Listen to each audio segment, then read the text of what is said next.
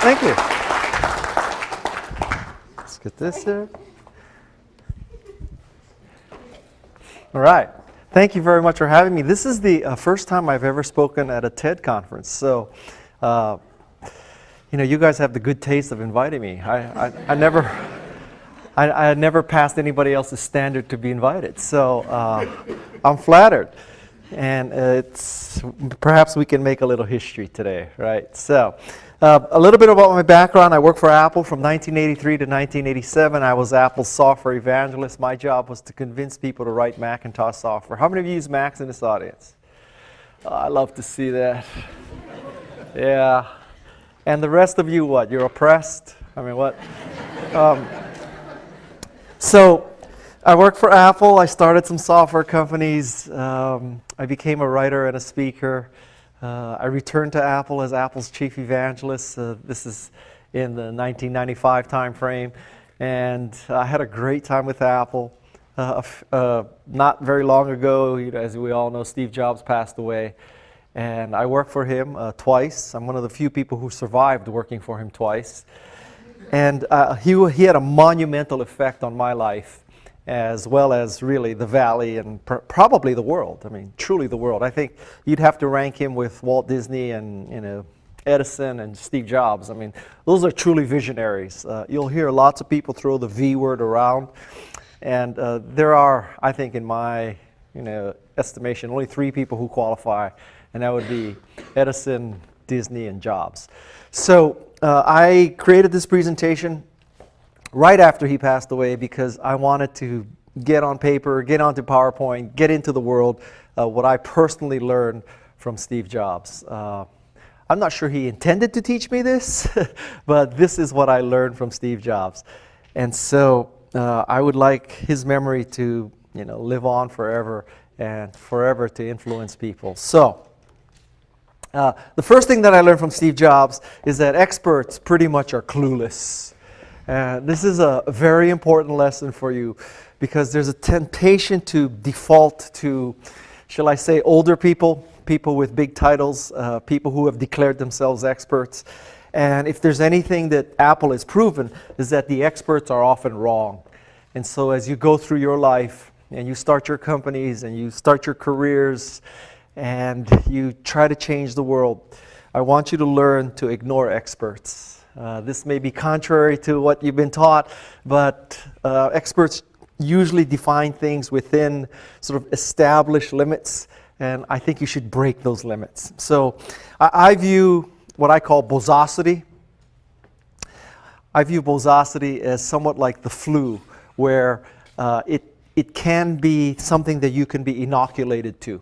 So, how do you fight the flu? You get a little bit of flu so that when you encounter big flu, you've already built up resistance. So I'm going to inoculate you to bozosity so that when you encounter big bozosity, you will have already built up resistance. So let me show you some bozosity of experts.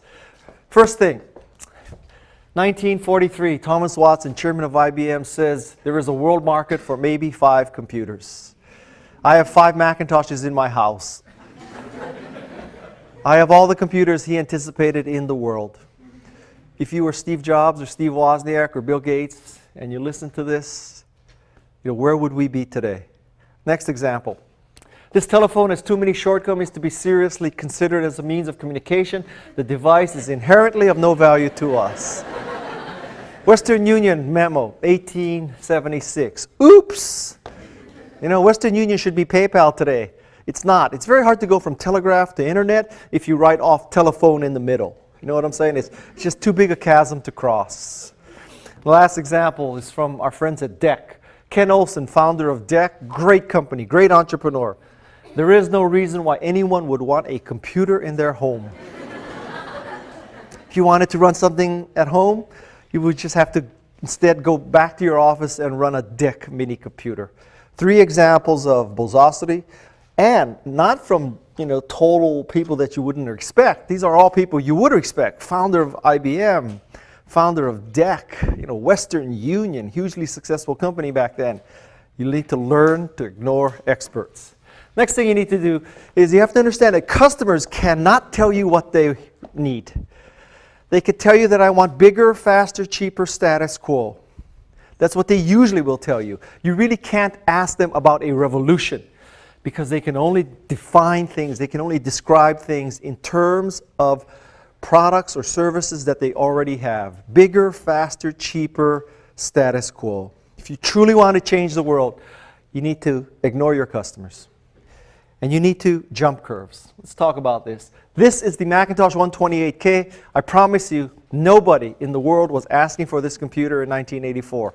No one said, give us a cheap little graphic toy, 128K of RAM, no software thanks to my efforts. That's what we did. Totally unexpected, nobody asking for it. It's because Steve Jobs, using the V word, had a vision for what the future would be. This is his vision, graphical user interface. Next thing I learned from Steve Jobs is you need to jump to the next curve. Rather than duking it out on the same curve, trying to do something 10% better, you need to get to the next curve. Don't stay on the same curve. Great example. 1900s, Ice 1.0. There was an ice harvesting industry in the United States. This meant that Bubba and Junior would go to a frozen lake or frozen pond and cut a block of ice. 9 million pounds of ice was harvested in 1900.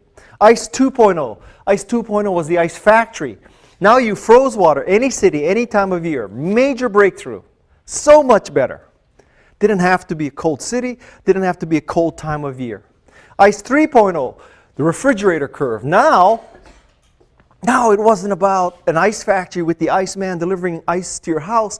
Now you had your own personal ice factory, your own PC, your own personal chiller. Okay?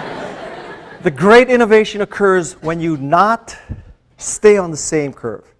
Don't do a better ice harvester. Don't add horses to the sleigh. Don't have a bigger, sharper saw. If you're an ice factory, don't have more ice factories. Don't build better ice factories. Don't have better Iceman delivering ice. You want to get to the next curve. If you were a printer company, although many of you are too young to understand this, there used to be this thing called a daisy wheel printer. Right? And it had this little ball, and this ball rotated, and it struck the paper. If you were a daisy wheel printer company, and your idea of innovation was, well, let's introduce more typefaces in larger sizes, that's not innovation. Innovation occurs when you go from daisy wheel printer to laser printer. Jump to the next curve. Next thing you knew that I learned is the biggest challenges beget the best work in people. I think one of the reasons why we did such great work in the Macintosh division is because Steve had such great expectations of us. And you know, we tried to rise to his expectations. This is an ad that shows some of the, shall I say, youthful exuberance of Apple. When IBM entered the computer business, Apple ran this ad welcoming IBM to the computer business. We were throwing down the gauntlet. Welcome IBM, you huge, successful East Coast mainframe computer company. Welcome to the personal computer business. Welcome to Vietnam. Next thing I learned from Steve is that design counts. Many people can say that they appreciate design. Many companies say that. But truly, how many companies care about design? Apple's one of the few. Truly cares. And you know what? Not everybody in the customer base truly cares about design. To this day, 95% of the world doesn't use a Macintosh. You know, only 5% does. But there are people who really care about design, and they count. Design counts. This is a MacBook Air. Thin, beautiful, design counts. You have one? Thin, beautiful, design counts. Next thing is, when you make a presentation, if you did nothing else but this, you would be better than 9/10 of the presentations in the world. Seriously.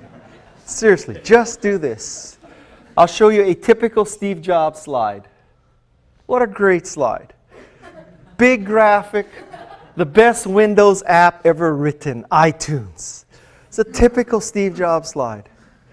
You know, any other CEO, there would be a matrix, right? It would be a 4-column matrix, and it would have this like check boxes, and it would be an 8-point font, and you couldn't read it. The person giving the presentation would not be able to explain it. This is the beauty of Steve Jobs. The irony of saying that the best Windows app ever is iTunes from Apple.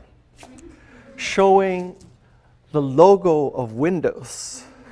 This is a beautiful slide. This encapsulates the Steve Jobs presentation style. Big graphics, big fonts.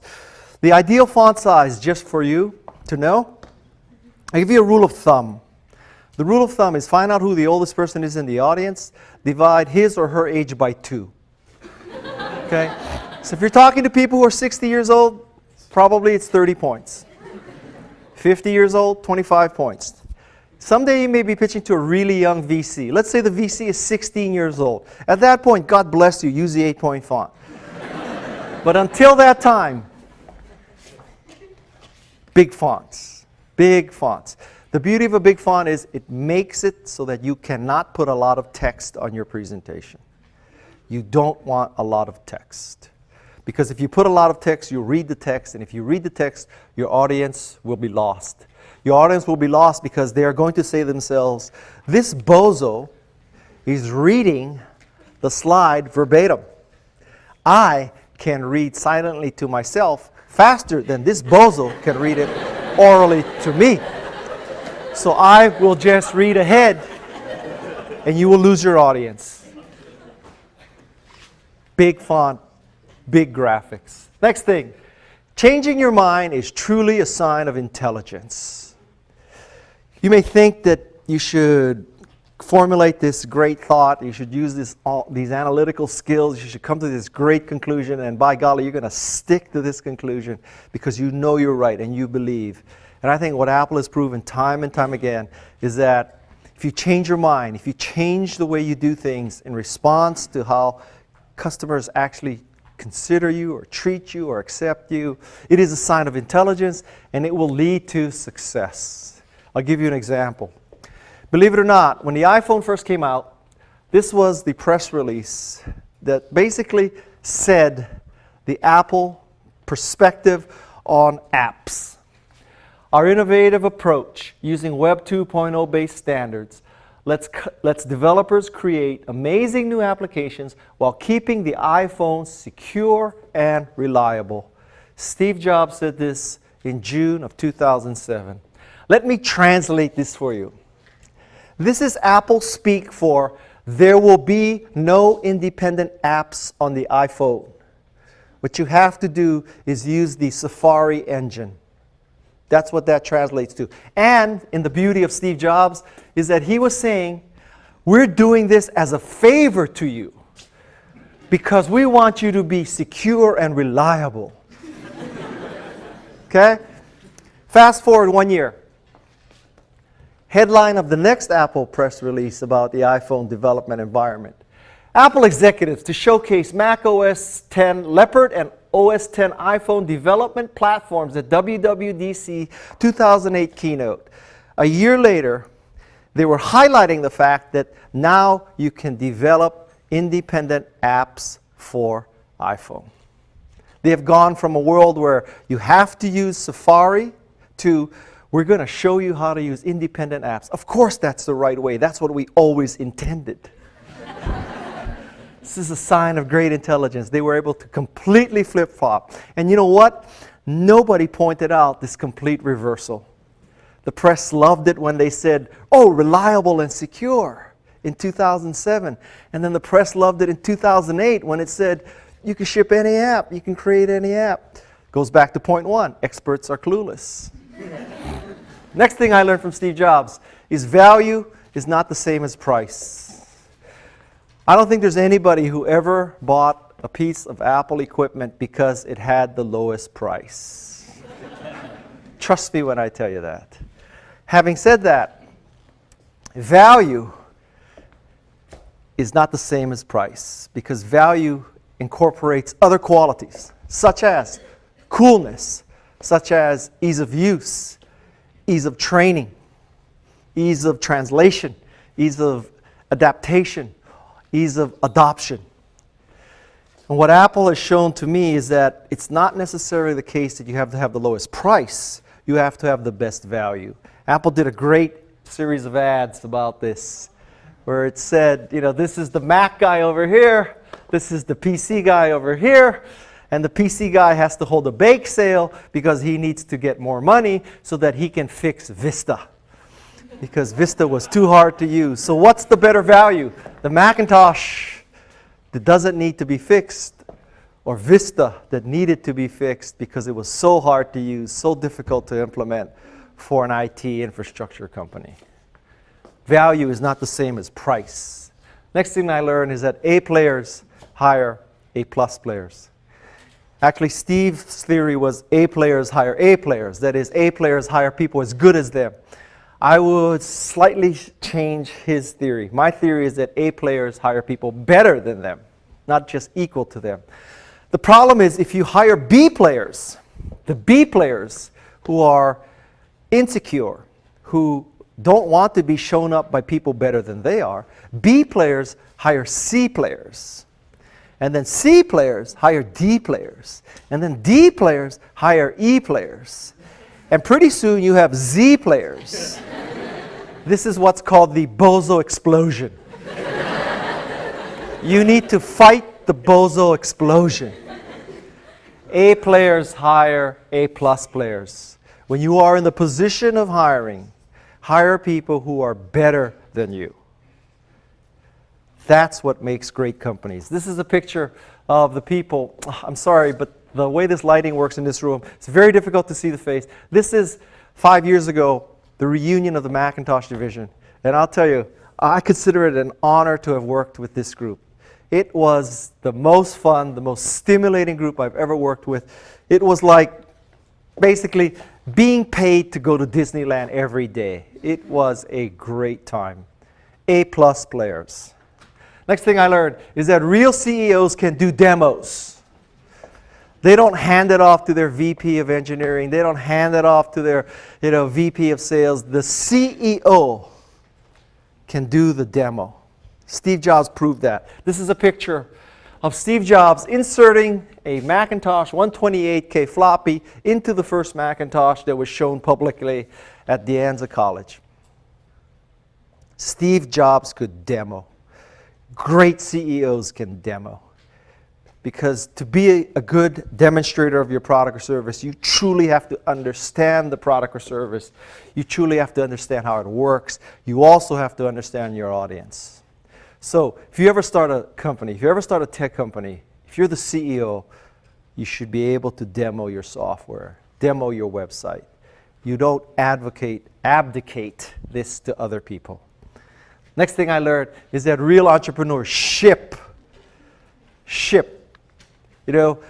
Don't worry about getting to this state where it's perfect. As soon as you've jumped curves, when you've gone from ICE 1.0 to 2.0 to 3.0, it doesn't have to be perfect. The first laser printer was not perfect. The first laser printer was just much better than the best daisy wheel printer.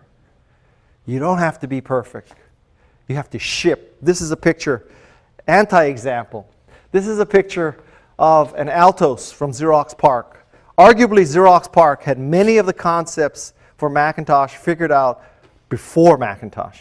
Steve Jobs had a visit there. He saw a mouse. He saw the graphical user interface. The difference between Xerox PARC and Apple Computer is that Apple could ship. Otherwise, Xerox PARC would be Apple today. Ship. Real entrepreneurs ship. Next thing I learned is that marketing is all about finding unique value. If you're an engineer, you have to create something that's unique and valuable. If you're the marketing person, you have to convince the world that it is unique and valuable. This is a 2x2 matrix. You will encounter 2x2 matrix for the rest of your life. You need to get used to this. I will tell you, generally speaking, in every 2x2 matrix, you want to be in the upper right-hand corner. That's all you need to know, really. That's all you need to know. The nuance is, what do you put on the axis to put yourself in the upper right-hand corner?